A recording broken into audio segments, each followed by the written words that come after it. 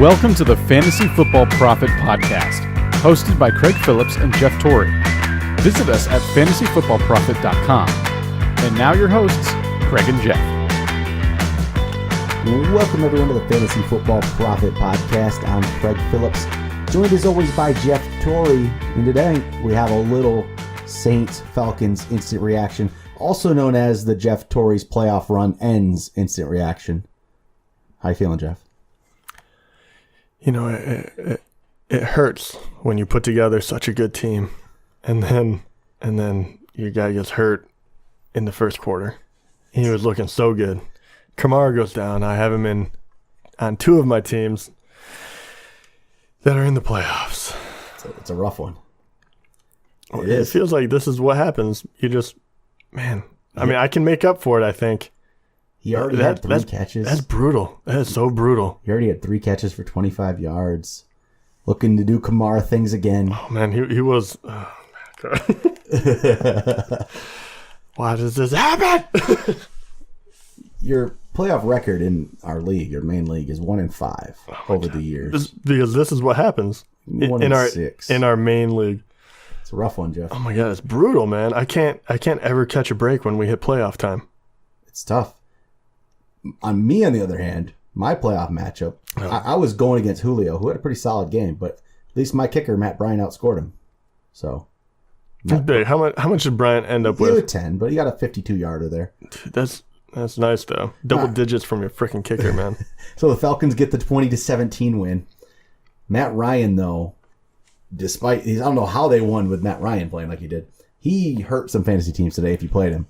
I don't know how many. A lot of people stopped him. They weren't playing him. Right? Yeah, but man, yeah, if you did play him, you're dead in the water. It feels like 3 picks. He only had 8.8.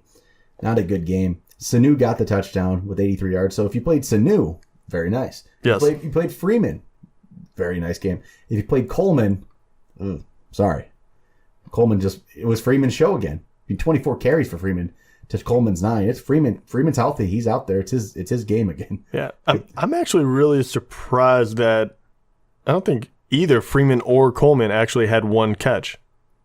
No, that's what's surprising for me. Yeah, it's true. I mean, I guess if Matt Ryan struggles that much, but yeah, that was the shocking part. For the Saints side, Michael Thomas stepped up big finally. This is what you were hoping for from Michael Thomas at the beginning of the year. In 10 catches, 117 yards and a touchdown. I mean, he's been really, if you look at his numbers, he's been fine. He's been pretty solid throughout the year. He just hasn't done this, and he stepped up in playoffs, I guess, for his owners. It's a big game, and Breeze had a solid outing because of it. But I mean, really, Michael Thomas is the main story of the night for fantasy wise. Ingram did okay. He got decent yardage. He got 92 total yards, but that's still kind of. I thought maybe he'd get a little bit more.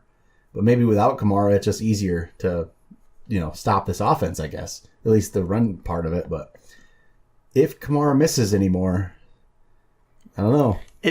If he does, and for the love of God, I'm hoping that I can overcome this. So everyone that's lost Kamara today can commiserate with me.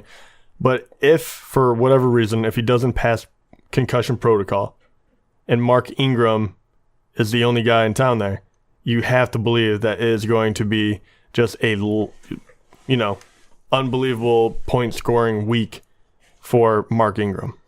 The nice thing is, though, it's Thursday night. So you got a lot of time. A long week. A lot of time for Kamara to be back. Dude, it's so frustrating. I hate playing on Thursdays.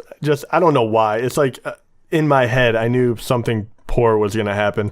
They're coming off short week. Who knows? All the hype behind Kamara. Man, I swear, Yeah, I mean, it's rough. It's just rough. What do you do? I don't know, but you're about to hear me.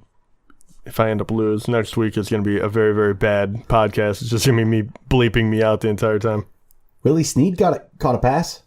There we go. Well, that's the silver lining right there. He went for 0 yards. 0 yards. He's 2 targets. There we go.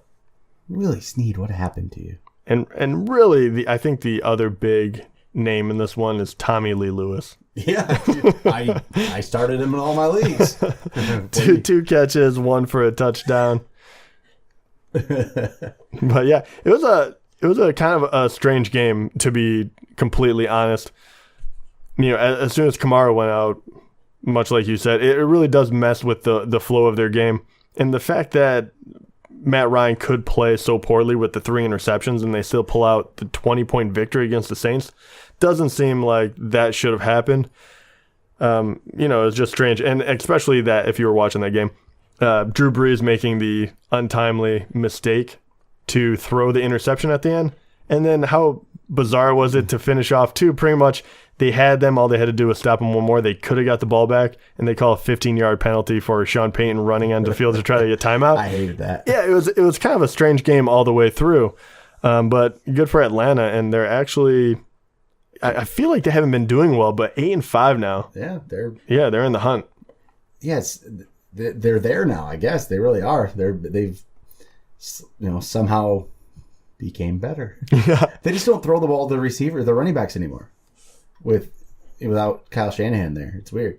And I thought that was their well, obviously they put up way more points last year, but I thought that was their biggest strength, able to utilize Freeman and Coleman. Yep. Because they're huge mismatches coming out of the backfield. Like what linebacker wants to pick up Coleman as soon as he gets a head of steam? He's gonna outrun him every time. Yeah, so it's just, but Freeman got 24 carries, so you'll be happy with that. But without the receiving element of it, Coleman doesn't really become playable. So yeah, and that is definitely, if you make it past this week, if you have Devontae Freeman, Tevin Coleman, at least this makes a very clear statement, right? Last week, we kind of thought this was what it was going to be because Devontae Freeman got thrown right back into it. We thought maybe it would be a little more 50-50 with Coleman, kind of feeling him out. Not so much, and this week is just completely that way. Devontae Freeman just absolutely dominates the touches, and Coleman doesn't get into the passing game. So if you're up next week, more than likely you're not going to be playing Coleman because it's too risky, and you're definitely going to play Freeman no matter what because he's getting such a large workload. All right, I think that's going to do it. Hopefully everyone survives the Kamara injury. Kamara, come back to me. Hopefully Jeff doesn't, because I don't have to play Kamara then in the championship. It'll be all right. I'll beat him anyway. But that will be it for today. We'll be back Sunday night, talk to you about the Week 14 games, and it very well could be a very somber episode. We don't know. Depends on how our Sunday goes, how our playoffs go. It might be a half hour of us just mumbling. Who knows? We'll find out. We probably won't be able to hide the fact if we lose. I'm too invested in this stuff. I'm so angry right now. I don't even want to finish this thing. All right, we'll talk to you guys Sunday night.